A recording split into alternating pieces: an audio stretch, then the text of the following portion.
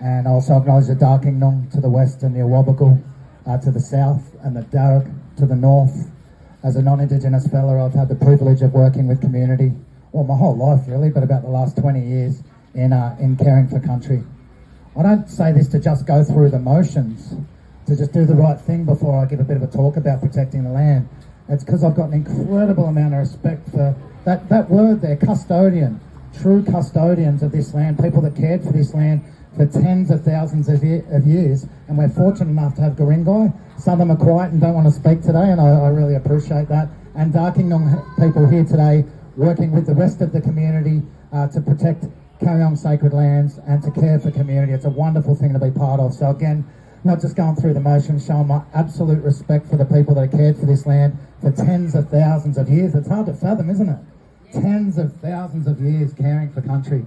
It's amazing. As you look over here, this is the land we're talking about, Kariong sacred lands from Woi Woi Bay to Waterfall Bay, right through to Bambara, right through to the area that they're trying to develop there. But I'd also like to acknowledge Emma French, all the members of CEA. It's pretty much girl power going on in CEA, apart from this bogan bloke in amongst them all. Jessie, Rhonda, Auntie Colleen, of course, Lisa, Gab, Francie, who couldn't be here today from right down south. She's been an absolute warrior in this. And I'd also like to acknowledge anybody who takes action for the environment here on the Central Coast. It's incredibly important.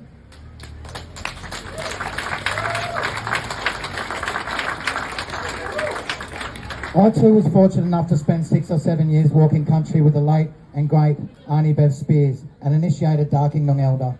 And when it came to caring for country, when Auntie Bev said, "What are we going to do about it?"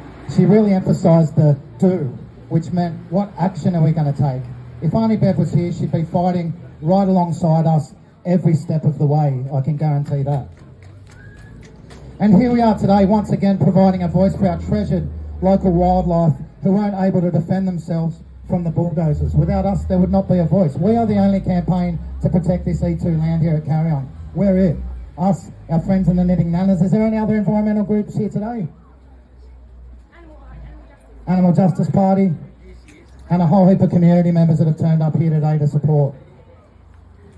For anyone who hasn't heard of our group, Coast Environmental Alliance, or CEA, fancy way of saying myself and a few friends that work their guts out for our environment, has been involved in protecting the land at Bambara, where the famous grandmother tree and controversial, famous, infamous, depending on where you're coming from, hieroglyphs are. We fought for the better part of a decade, Indigenous and non-Indigenous communities side by side, until we finally achieved our goal of the entire area protected in the national park.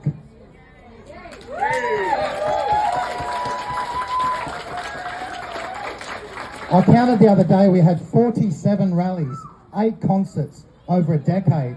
We ran over 100 family-friendly and free bushwalks in the area. I ran in 4 elections as an independent. That was scary. As an independent, and I could go on and on and on.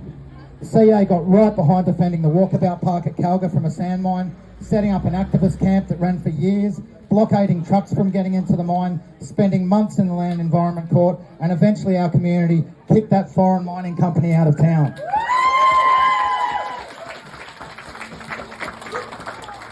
Then we went on to protect the eagle's nesting tree at Wadalba. Anyone remember that one? We camped at the side of the road for about 3 months. Woke up with one of our cars that had been torched on fire. Eventually was able to do a deal with the developers. They wanted to do another 50 or 100 houses. We ended up finding middle ground, closer to our middle ground. They put up a couple more houses. We protected the eagle's nesting tree, the creek, and about 10 acres of bushland.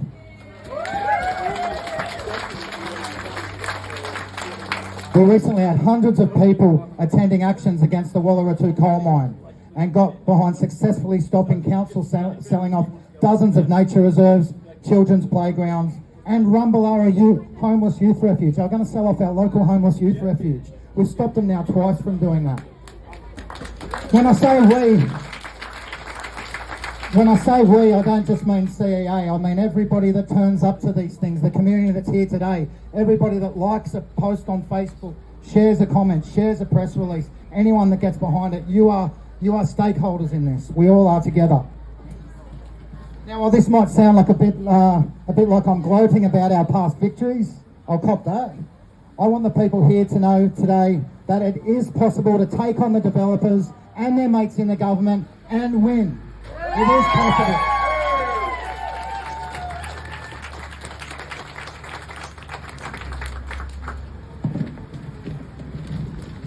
I was saying to a friend the other night when they asked me if I'd get behind a certain campaign in the community, and she was shocked when I said no, as I didn't feel like they were doing anywhere near the necessary work to get a result. If you're not willing to make a huge amount of personal sacrifice, if you're the people at the front line, on the front line of time, energy, earnings, time with your friends and family, then forget about it. For any campaign to be successful, it takes hard work, sacrifice, more hard work, and more personal sacrifice, believe me. We call it respectful but relentless lobbying. In order to get traction, you must take the community on the journey with you by issuing regular press releases and using social media to its fullest potential. You don't need endless emails, meetings and group talk fests on social media. You need action, action, action, like this one.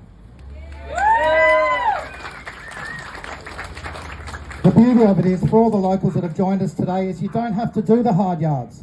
You just need to keep turning up.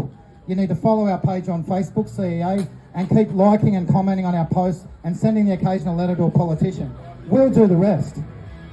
Now, now that I've got all that off my chest, would you like me to talk a little bit about the proposed development up the road?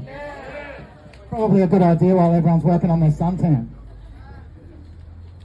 So why are we here today? We're here to gain support from our state member for protecting highly sensitive bushland at Kariong. It's as simple as that. We love Liesl Tesh. She is an inspirational human being and a great leader. But when it comes to Kariong, she has not been active. She has not been active on this, and we need action. This is not personal. A lot of people didn't want to turn up today because they love Liesl. We love Liesl too. I'll say it again. Inspirational leader. Do you guys agree? Yes. For those that know her, incredible person. So this isn't personal. She is our state member for Gosford, and we need her to take action to uphold that E2 zoning. I'll get into why. What is at stake? Some of the threatened species in the area include Darwinia glaucophylla, which only is found on the central coast. Between Kariong and Kalga is the only place it grows in the world. And this development site is full of Darwinia glaucophylla. The glossy black cockatoo, the endangered grey-headed flying fox and the giant burrowing frog, just to name a few. Again, these species have been pushed to the brink of extinction. So if we weren't here today, they would quietly slip into extinction. It's as simple as that.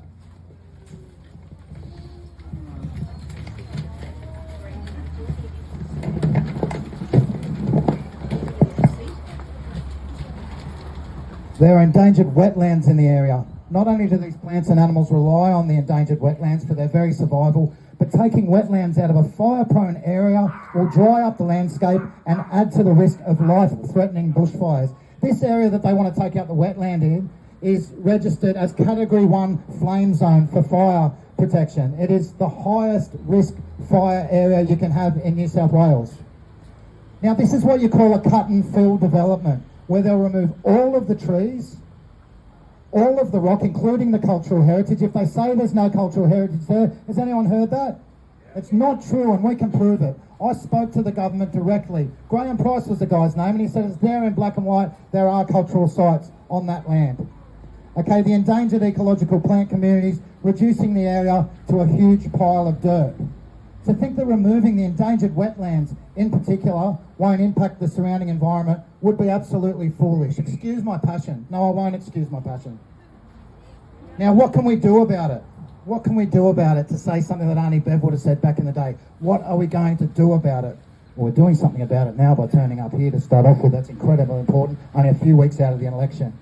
We're calling on our state member, Liesl Tesh, to honour her oath of office, to act in the best interest of our community and environment, and ensure that the E2 zoning is upheld and the land is protected in the national park system.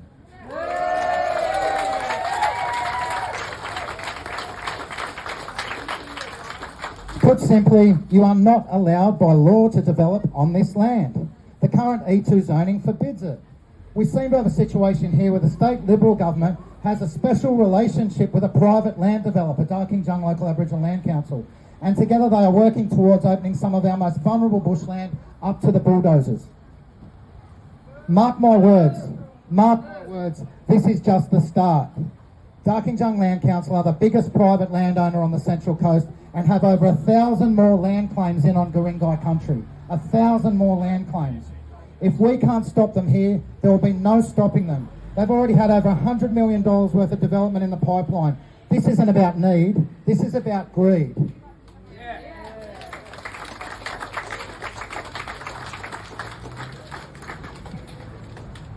Do they need to carve up Kariong sacred lands? No. Of course they don't. The government just gave them an entire island in the Hawkesbury, Pete Island, and I think $5 or $10 million in grants to kick off the development. We are calling on our state member to commit to ensuring that this land isn't magically rezoned by their friends in the government and that it is protected in the national park system. I recently saw some of Darkinjung Land Council's other potential development plans for other bushland areas on the Central Coast, including at Kincumber, some huge ones at Kincumber, Summersby, Kariong and Norah Head. Norah Head's pretty much the whole front of the bushland there near the beach. And again, they have over around 1,000 more land claims currently being processed. As said recently by Auntie Colleen Fuller, if we don't make a strong stand now, the impacts on our environment will be catastrophic and irreversible. And to quote my friend and fellow CEA founder Jesse Fansett, CEA aren't anti-development. We support initiatives to build more affordable housing and sustainable housing, but not in ecologically and culturally sensitive bushland that the government themselves have zoned to be protected. It's well within Liesl Tetcher's responsibilities to push the government. Should I start running? That's all good. It's well within Liesl Tetcher's responsibilities to push the government to uphold the E2 zoning and have this area included in the national park.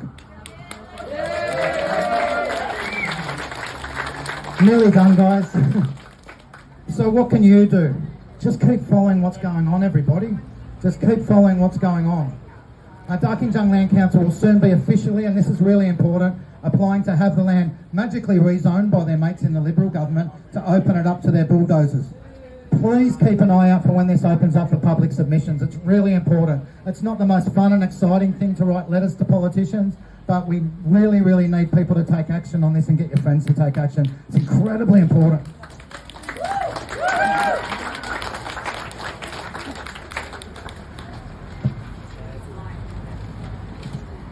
I say this with a great amount of respect, which I've already said for our state member Liesl Tesh, who was a bit of a local legend, let's face it.